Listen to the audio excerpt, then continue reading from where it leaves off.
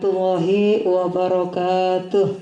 Waalaikumsalam warahmatullahi wabarakatuh. Al-Fatihah ila hadratin Nabi Mustafa Muhammadin sallallahu alaihi wasallam wa ala alihi wa dzurriyyatihi wa khususan ila khulafa'ir rasyidin thumma ila sultanil awliya Syekh Abdul Qadir Jailani wa khususan ila muallif hadzal kitab Syekh Muhammad Nawawi wa khususan ila hajatina wa hajatikum wa hasil maqasidana wa maqasidakum fid dini wa dunya wal akhirah. Syai'un lillah lahumul Fatihah.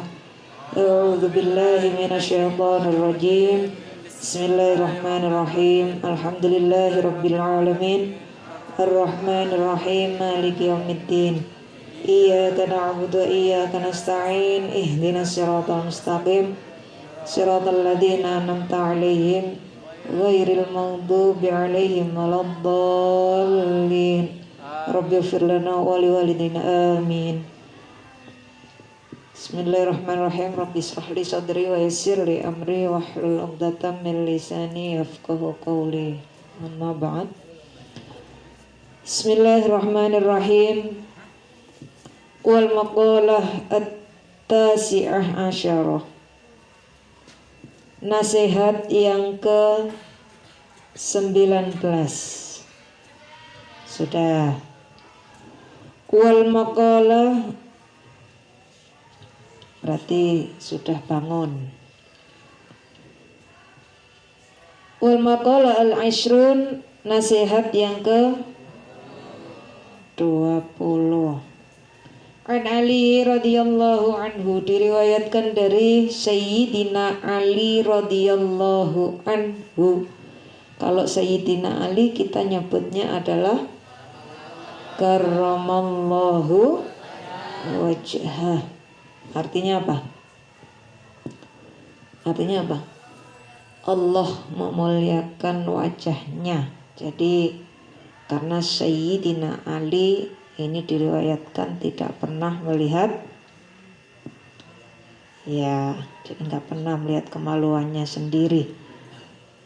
Dan tentunya tidak hanya itu saja. Jadi Sayyidina Ali ini memang betul-betul menjaga pandangannya. Man barang siapa lam yakun indahu, yang tidak ada pada dirinya. Man barang siapa lam yakun, yang tidak ada indahu pada dirinya sunnatullahi. Sunnatullah itu berarti kebiasaannya Allah. Wa sunnatu rasulihi, dan sunnah rasulnya atau perilaku para rasul, ya, kebiasaannya rasul. Wa sunnatu auliyaihi, dan sunnah para kekasihnya atau para wali Allah. Jadi aulia itu artinya kekasih. Kekasih Allah itu siapa? Tentunya orang-orang yang dekat dengan Allah Subhanahu wa ta'ala, para wali.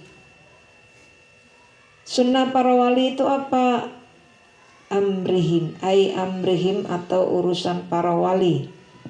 Falaisa fi yadihi, falaisa maka tidak ada fi yadihi, di dalam tangannya, syai'un sesuatu apapun. Artinya apa?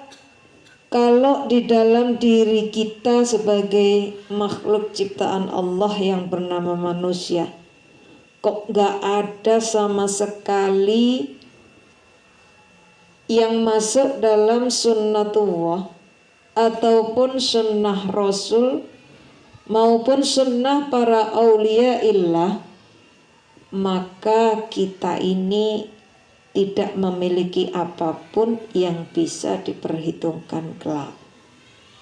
Nah, ini penjelasannya di bawah. Kila dikatakan lahu kepada Sayyidina Ali, ma sunnatullah. Nah, ini penjelasannya. Ma sunnatullah, apa yang dimaksud dengan sunnatullah? Qala, berkata Sayyidina Ali, jadi yang termasuk dari sunnatullah itu adalah kitmanus sirri, menyembunyikan rahasia.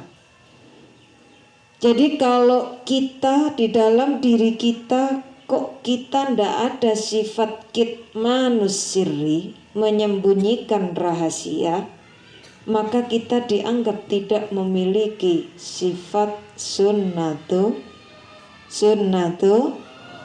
suaranya mana?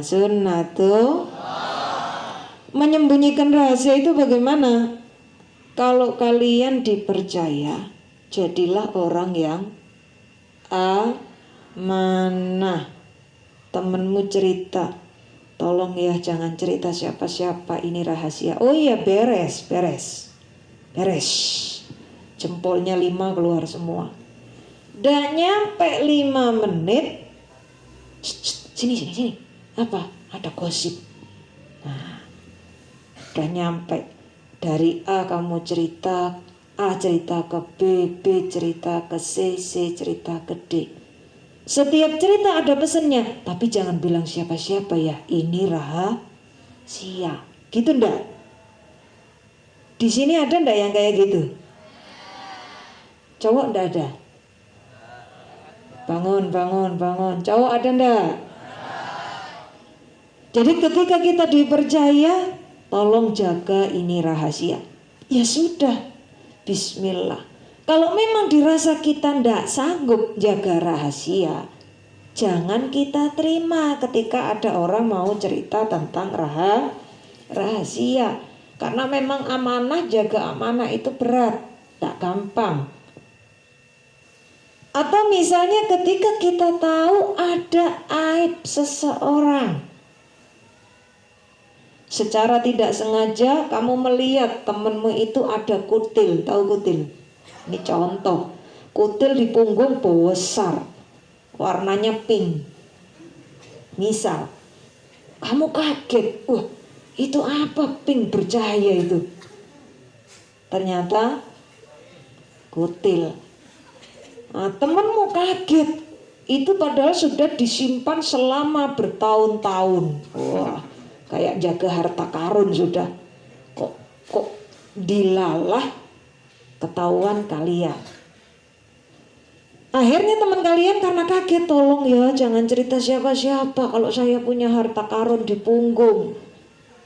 Wah, kamu merasa yes, ada apa namanya? Ada pengapesan nih. Ada ini. 1 hari rahasia 5.000. Ada yang kayak gitu? Ada enggak? Semakin megang banyak rahasia, semakin jadi kesempatan. Ada enggak? Udah. Diskon COVID 4.500. Jadi kalau seminggu, ya hitung sendirilah. Karena teman baik, dalam 1 bulan hitunglah 25 hari. Ada yang kayak gitu? Wah ini. Sehingga apa? Temennya merasa deg-degan, tersiksa, aduh nanti rahasia diceritakan. Nah ini tidak boleh. Karena apa? Kita harus mengenal Allah itu memiliki sifat yang luar biasa. Nah, Sattarul Uyub. Apa artinya? Allah itu maha menutup aib. Tahu aib? Allah itu maha menutup kekurangan-kekurangan kita di hadapan manusia yang lain. Kalau orang yang amanah. Amanah itu apa? Tetangga saya namanya Siti Amanah. Oh bukan, amanah itu apa? Dapat dipercaya. Wakila dan dikatakan ma sunnatur rasul. Sekarang ma sunnatur rasul, apa yang dimaksud dengan sunnah rasul? Karena tadi Ada 3 sunnah, sunnatullah, sunnatul rasul, dan sunnatul auliya. Apa yang dinamakan dengan sunnatul rasul? Qala, beliau menjawab. Beliau inilah kembalinya ke siapa? Ayo, beliau ke siapa? Sayyidina Ali, karena Sayyidina Ali ini yang menyampaikan. Qala, beliau menjawab, al-mudaratu bainan nas. Al-mudaratu ramah, atau mau nyapa, suka senyum, ramah, bainan nasi, terhadap manusia. Jadi yang termasuk sunnatul rasul di sini adalah ramah terhadap manusia. Kalau ketemu orang, kita nyapa duluan, kita berikan senyuman yang terbaik. Jangan hanya kalau ada laki-laki ketemu perempuan cantik, senyummu waduh kayak lampu neon 100 watt. Ding ding ding ding senyumnya itu ya. Tapi giliran ketemu yang jelek, waduh, mulutnya udah kayak singkong rebus. Wanyun ke depan, ngelirik aja ndak, nyapa ndak. Ada yang kayak gitu. Wah, itu harus disuntik COVID-20, bukan COVID-19 ya. Jadi banyak di antara kita mau nyapa ketika satu, orang itu baik sama kita, ya ndak? Dua, ketika memang menyapa itu menguntungkan, ya ndak? Ketiga, ayo kasih nomor lagi. Ketiga apa? Misalnya yang disapa itu silau men. Nah, bahasanya apa? Ya sedep-sedep gimana gitu ya. Baru mau nyapa. Tapi kalau ketemu orang yang kita benci, nyapa ndak kamu? Lah kenapa? Lah wong benci. Terus kalau ketemu sama orang benci gimana? Ini lewat orang benci. Kamu yang harusnya lewat terus belok. Lah, nyari jalan yang jauh. Wah, Umi kalau gitu jadi orang yang kamu benci tak kejar terus. Terus kamu mau gimana? Mau lari? Ayo, kamu tambah lari gitu.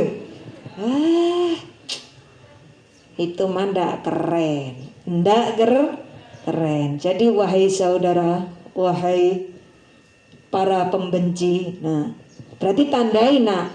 Kalau ada orang mau lewat kok muter haluan, kejar. Ya, kejar. Itu tandanya dia ndak suka, gitu ya. Udah kamu kejar ternyata kentut. Ya apa Umi?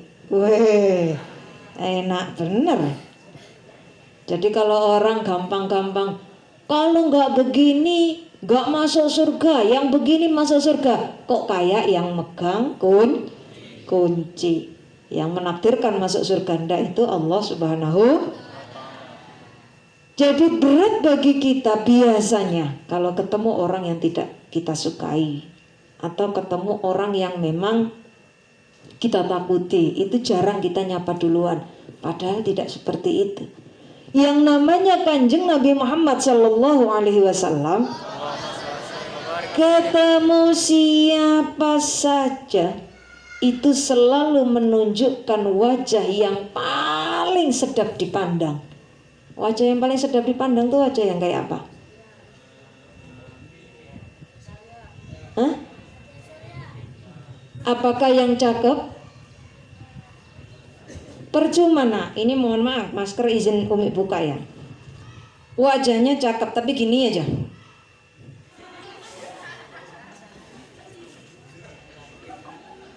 Enak dilihat. Enggak. Mbak, kamu mau kemana? Suka-suka loh. Bang, tanya-tanya. Udah kayak siapa ini? Tuh yang di sinetron yang nakut-nakut itu siapa itu? Nah, Susana itu ya. Dan sambil gini-gini tuh. Ada apa kamu kok tanya-tanya? Ada yang kayak gitu. Atau sebaliknya, kamu ketemu orang.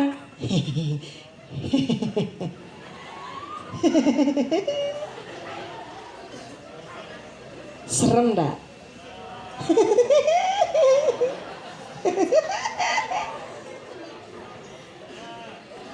Kamu jadinya apa? Jadi enggak? Ada temenmu kayak gitu? Wah, ya Allah, naudzubillah min dzalik. Sahur jangan lupa minum. Tiba-tiba Umi lewat sebelum ngaji. Habis itu langsung ganti.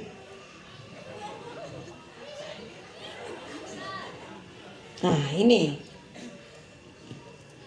Jadi walaupun cantik, walaupun cakep, serem enggak kayak gitu? Enak enggak dipandang?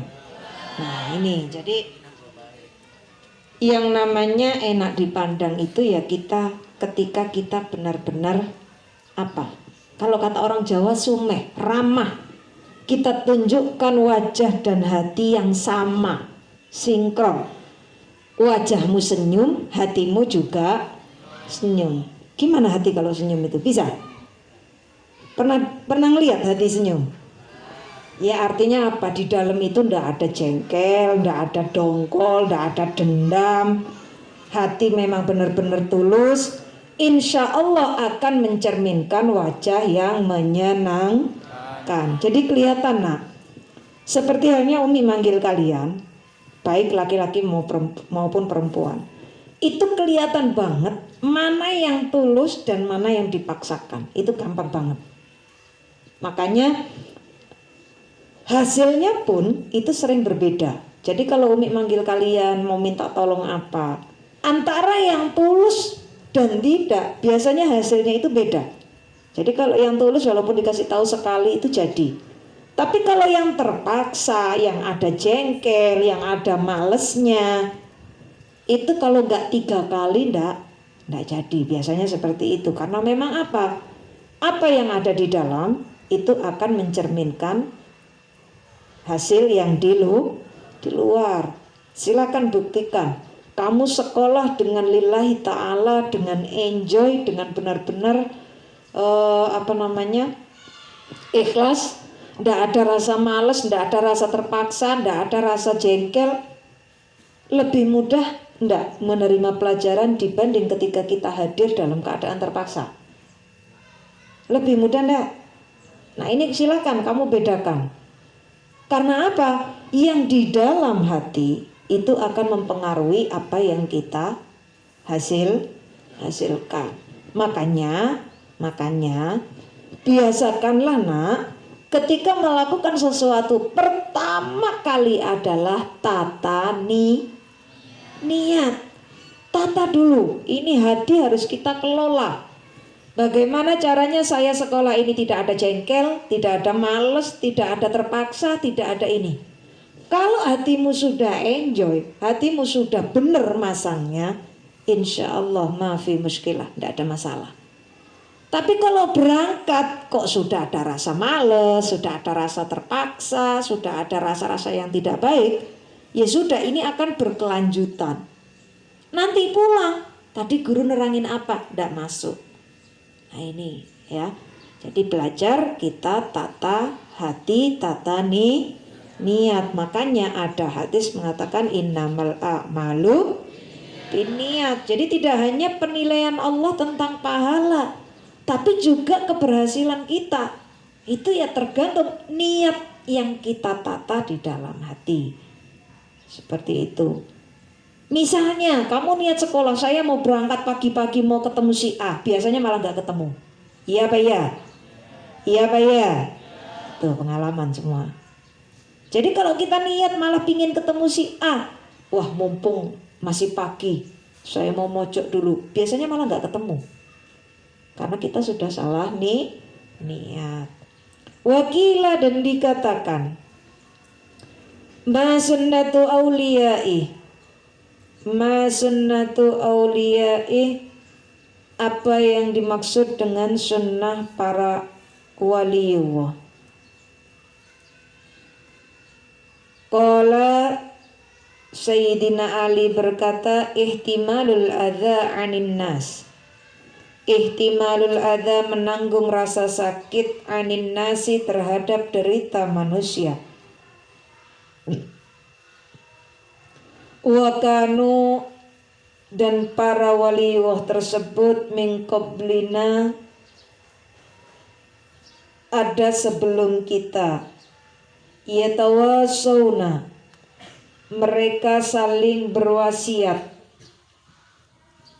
bithalati khisalin, dengan 3 perkara, wa yatakatabuna biha, dan mereka saling menulis wasiat tersebut. Jadi apa yang termasuk sunnah aulia illah adalah ihtimalul adza 'anin nas, menanggung sakit terhadap derita sesama manusia. Kalau bahasa simpelnya, bahasa sekarang adalah kita memiliki rasa empati. Apa? Bukan empati. Ada teman kita susah, kita ikut merasakan susah. Ada teman kita sakit, kita peduli. Bukan kok ada teman kita sakit di kasur kita ikut tidur, itu bukan. Ya, beda. Tapi bagaimana cara kita ikut merasakan sahabat saya apa tidak? Gampang. Pada saat kamu kesusahan, pada saat kamu jatuh, pada saat kamu banyak menanggung penderitaan, kalau temanmu masih ada, berarti dia adalah sahabat sejati. Tapi kalau dia ada ketika kamu seneng doang, kirimanmu banyak, dia datang. Kamu sehat, dia datang. Giliran kirimanmu habis, goodbye. Ada yang seperti itu? Wah, itu mah bukan teman sejati. Ya, tapi ini tidak boleh seperti itu. Jadi kalau kita mengaku bahwa saya adalah teman kamu, maka dalam keadaan suka duka kita selalu udah kayak nyanyi aja ya. Di dalam keadaan suka maupun duka kita selalu ada. Jadi jangan mau enaknya doang. Nah, itu adalah bagian dari sunnah aulia illah. Jadi para sahabat, para waliullah dulu itu seperti itu. Kalau satu ada kesusahan, semua turut merasakan. Nah, para aulia yang hidup pada zaman dahulu ini saling berwasiat 3 hal, di mana wasiat tersebut saling menulis. Jadi misalnya ulama A wasiat ke ulama B, dicatat sama B. Ulama B wasiat ke ulama C, dicatat. Saling berwasiat kemudian dicatat. Apa wasiatnya? Yang 3 itu. Yang pertama adalah man amila li akhiratihi kafahullahu amrodinihi wa dunyahu. Man, barang siapa amila, berbuat atau melakukan perbuatan-perbuatan li akhiratihi, untuk akhiratnya. Jadi kalau ada seseorang yang melakukan sesuatu dengan niat karena akhirat,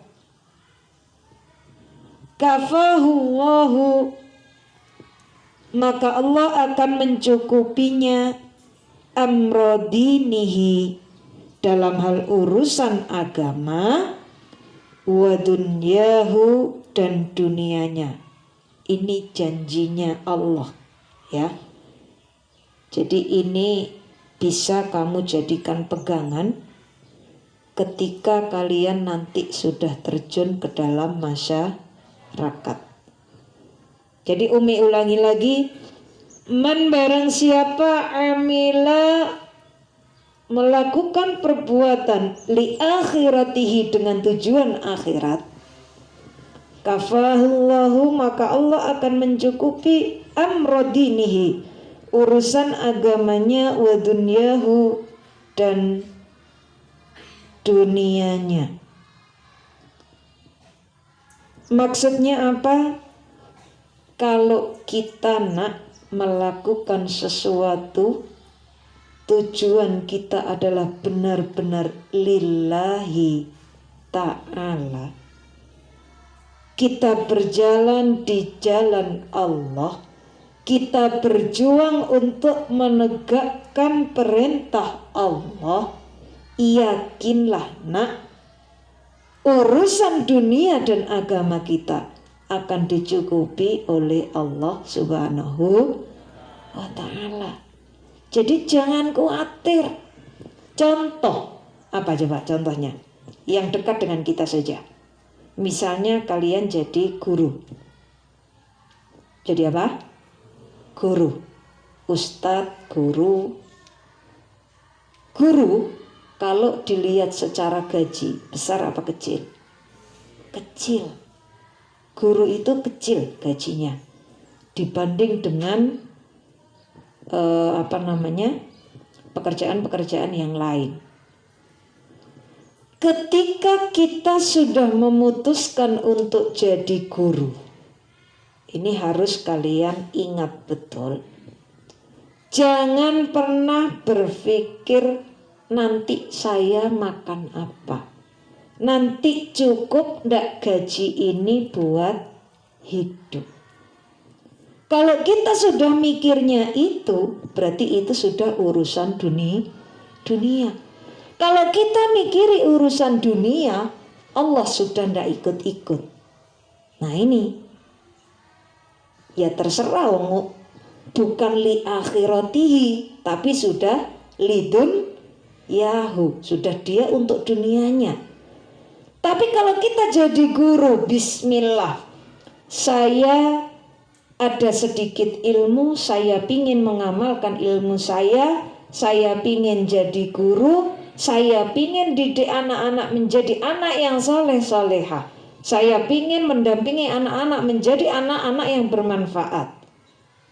Bismillah ya Allah, saya punya engkau. Berarti tujuannya adalah akhirat.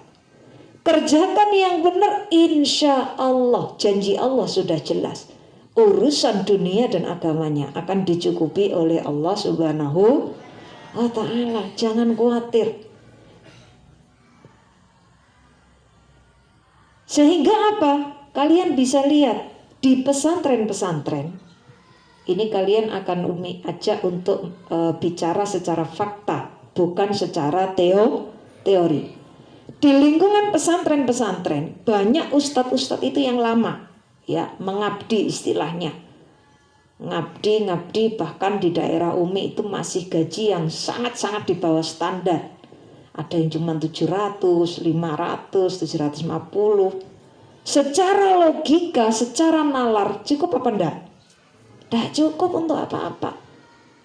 Tetapi karena apa? Karena guru sudah totalitas niat saya ingin ngabdi di pesantren dengan keyakinan Allah akan mencukupi.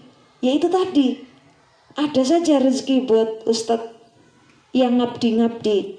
Biasanya apa? Oleh dalem, oleh pengasuh diberikan rumah tinggal. Jadi di komplek-komplek untuk guru-guru yang sudah mengabdi lama, dibangunkan rumah.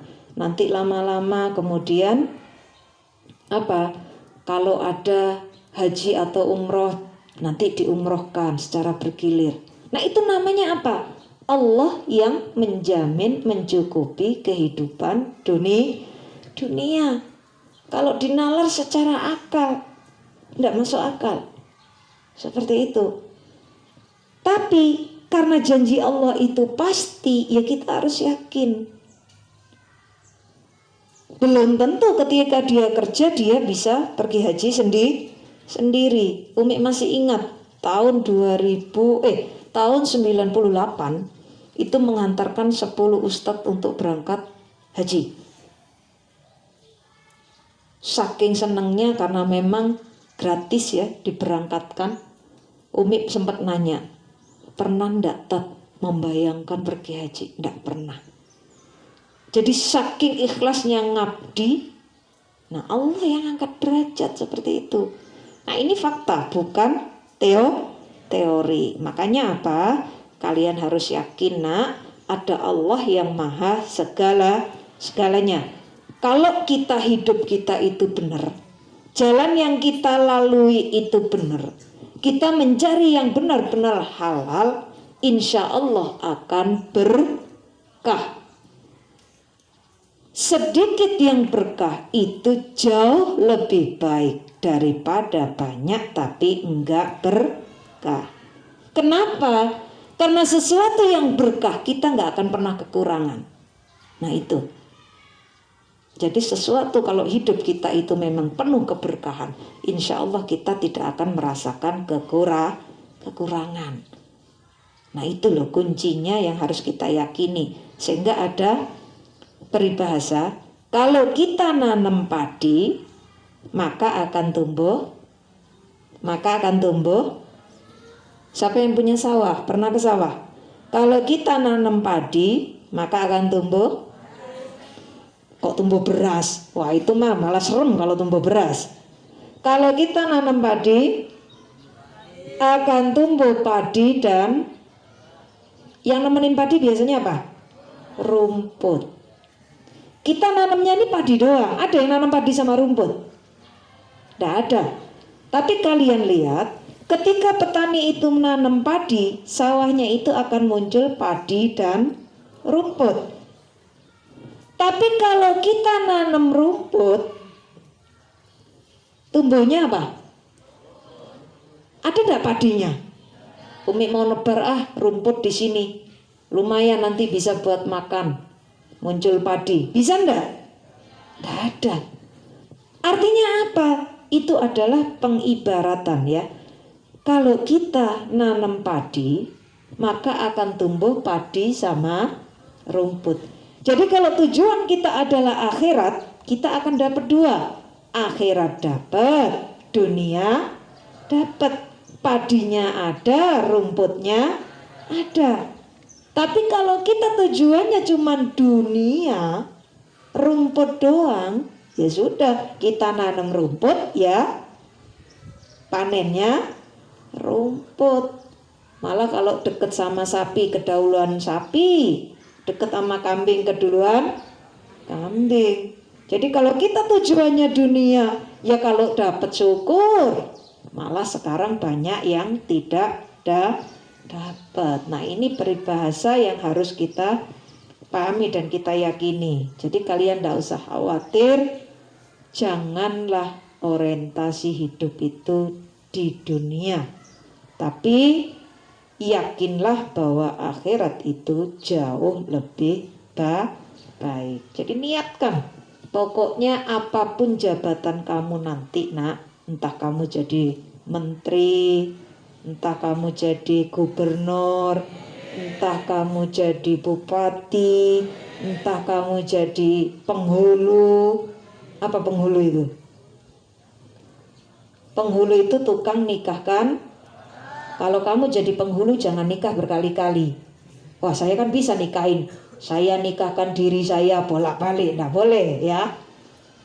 Jadi apapun kalian, jangan lupa tata niat bahwa tujuan kalian adalah mengharap ridho Allah Subhanahu wa ta'ala. Jabatan menjadi perantara, wasilah. Ya Allah, saya mau nyalon jadi gubernur, moga-moga jadi. Setelah jadi gubernur ya Allah, semoga ini menjadi perantara, saya bisa menyempurnakan ibadah kepadamu. Saya bisa berbuat baik kepada orang lain lebih banyak. Saya bisa memuliakan dan membahagiakan orang tua. Nah, itu adalah tujuan akhirat, insya Allah. Tapi kalau kamu cuman, saya pokoknya mau jadi gubernur biar duit saya banyak, biar saya keren, biar saya, ini sudah tujuan dunia. Nah ini, jadi bedanya apa? Tipis. Bedanya adalah ketika kita menanamkan niat. Seperti itu. Lanjut. Waman dan barang siapa, ini wasiat yang wasiat yang kedua. Waman dan barang siapa ahsana sarirotahu, ahsana membaguskan sariratahu batinnya atau hatinya, ya, dalamnya. Kalau ayam berarti jeroannya, kan gitu. Barang siapa yang membaguskan batinnya, ahsanallahu, maka Allah akan membaguskan alaniyatahu, zahirnya atau lahirnya, fisiknya. Yang tadi Umi sampaikan. Jadi kalau daleman kita itu baik, apa? Hati kita itu tulus, hati kita mencerminkan memang kita orang baik, maka wajah kita pun akan menunjukkan baik.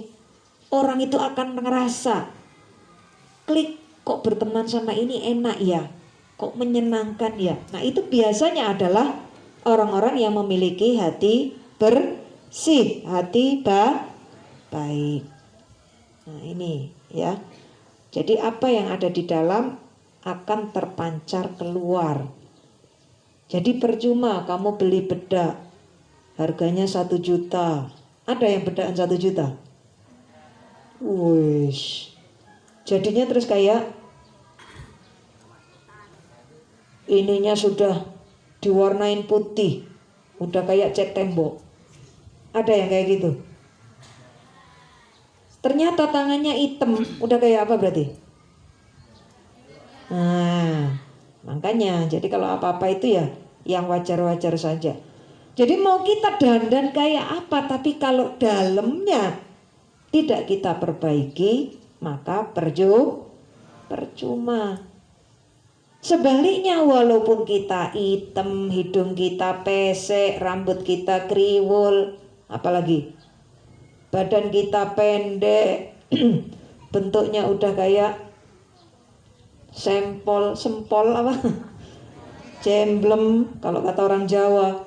Tapi kalau kita memancarkan aura yang baik dari dalam, yakinlah kalian pasti akan banyak temannya. Jadi nggak usah khawatir, nggak usah berkecil hati.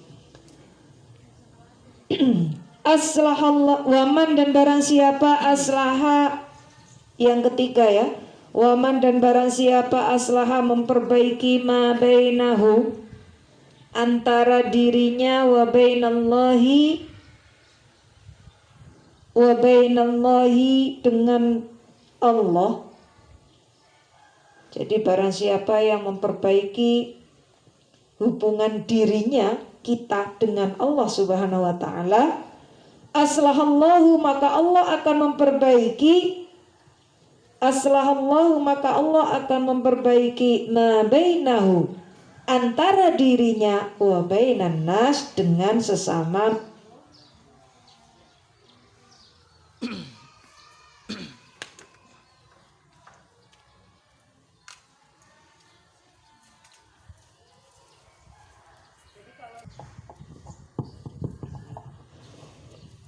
Jadi ini sudah janji Allah. Kalau kita hubungan kita dengan manusia, hubungan kita dengan Allah baik, kita taat sama perintah Allah, kita melaksanakan ibadah, kemudian kita tepat dalam melaksanakan janji-janji kita kepada Allah, maka Allah akan memperbaiki hubungan kita dengan sesama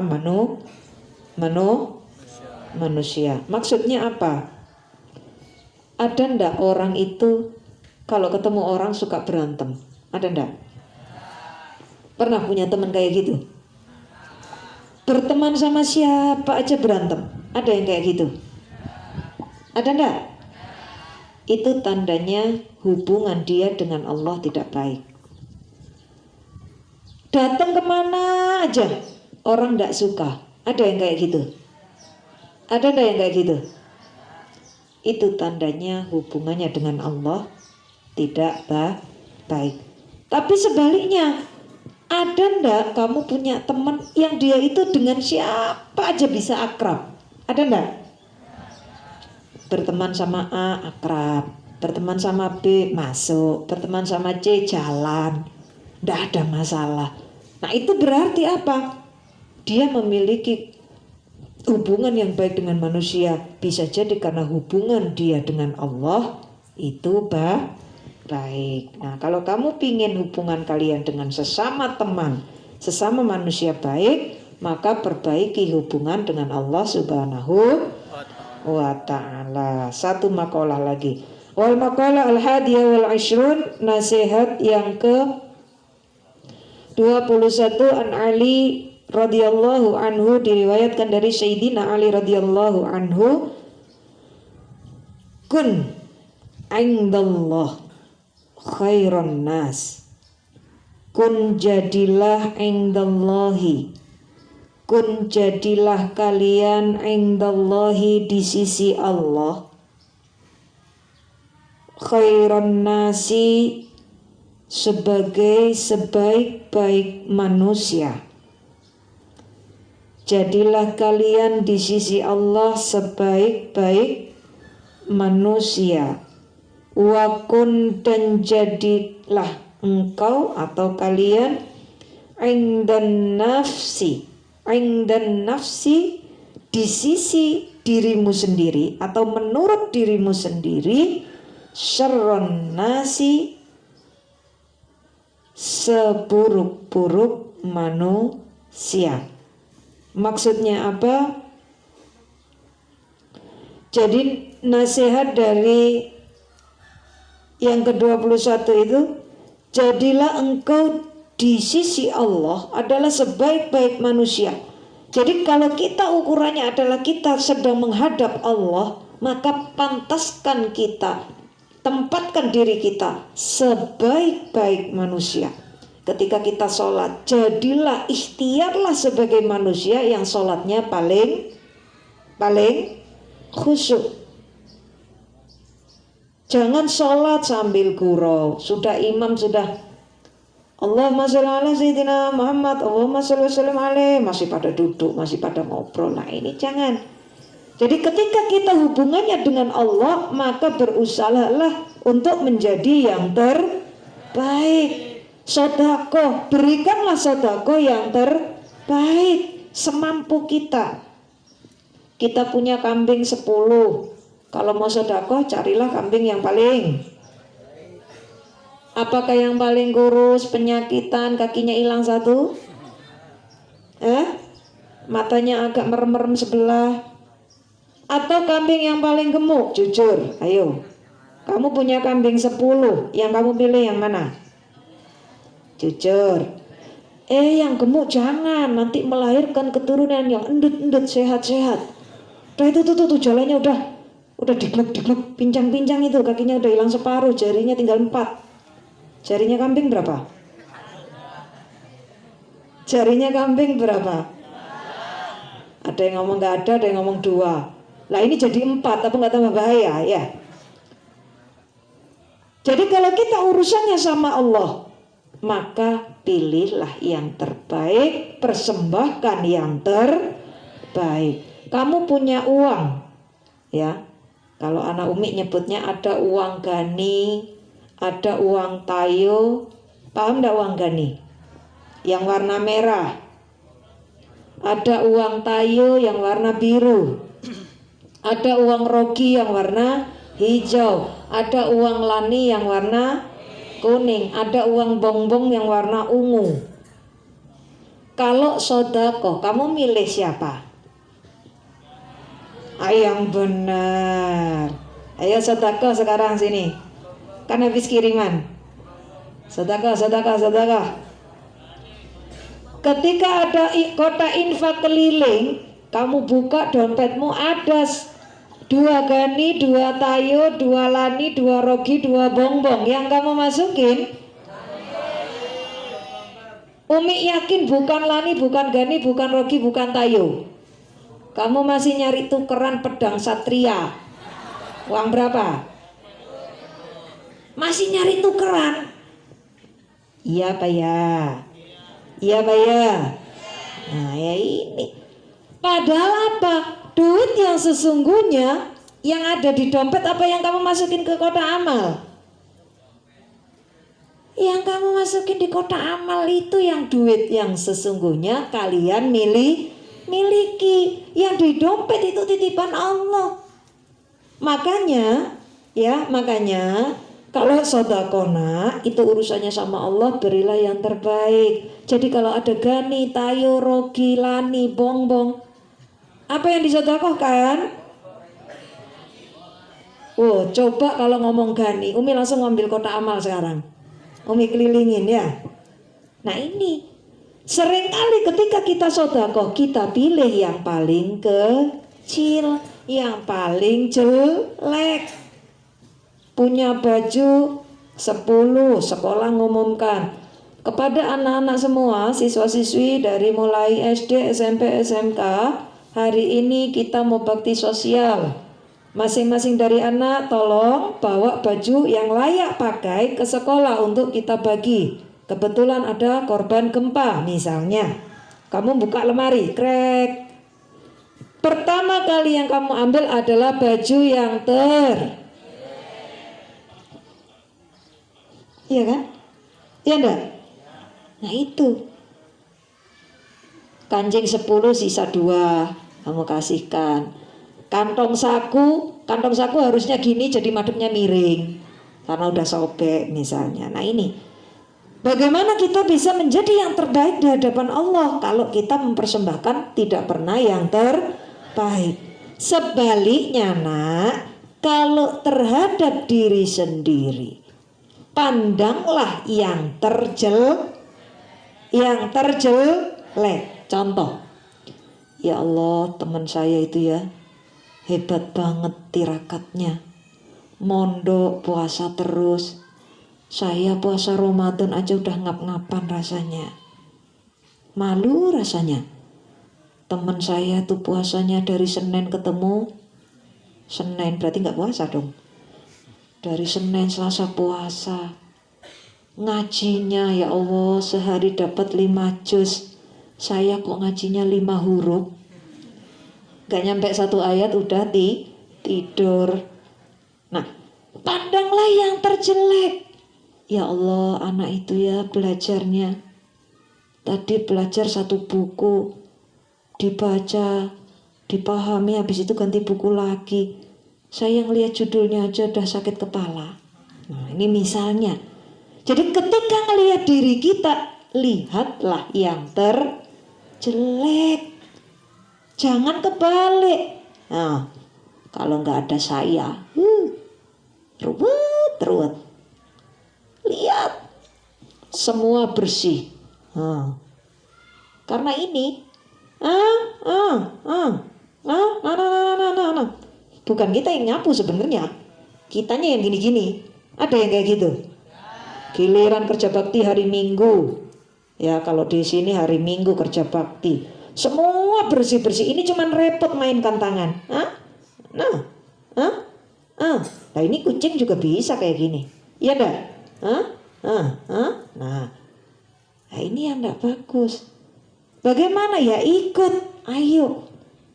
Bahwa ketika kita kumpul dengan teman, kitalah yang paling jelek, yang paling banyak kekurangan. Sebaliknya, ketika hubungannya kita dengan Allah Subhanahu wa Ta'ala, persembahkanlah yang terbaik. Fahim tum?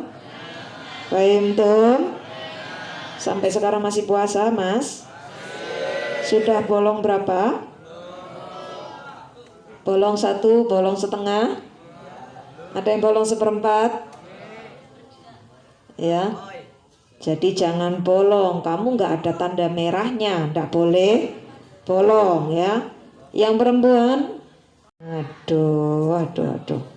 Ya, jadi kita mumpung masih diberi sehat, kita ikhtiarkan puasa kita tuntas dengan puasa yang sebaik-baik puasa lahir dan puasa batin. Wallahu a'lam. Bismillahirrahmanirrahim. Maulaya sholli wa sallim daiman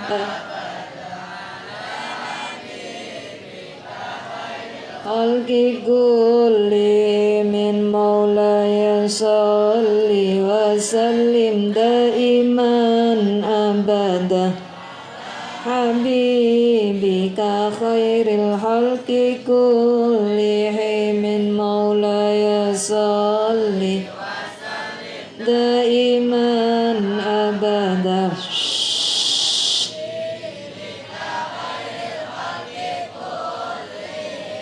هو الحبيب الذي ترجى شفاعته لكل هول من الأهوال مقتهى هو الحبيب الذي ترجى شفاعته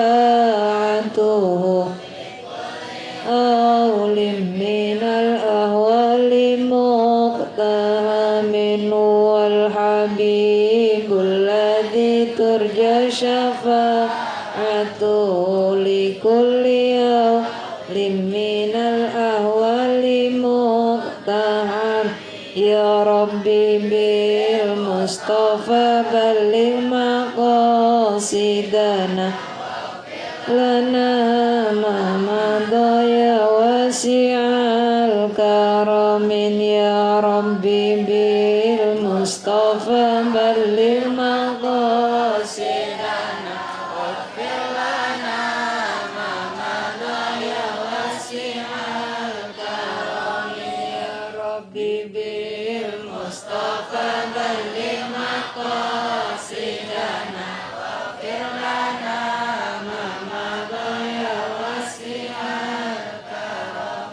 بسم الله الرحمن الرحيم والعصر إن الإنسان لفي خسر إلا الذين آمنوا وعملوا الصالحات وتواصوا بالحق وتواصوا بالصبر ربي زدني علما وارزقني فهما برحمتك يا أرحم الراحمين. Assalamualaikum warahmatullahi wabarakatuh. Waalaikumsalam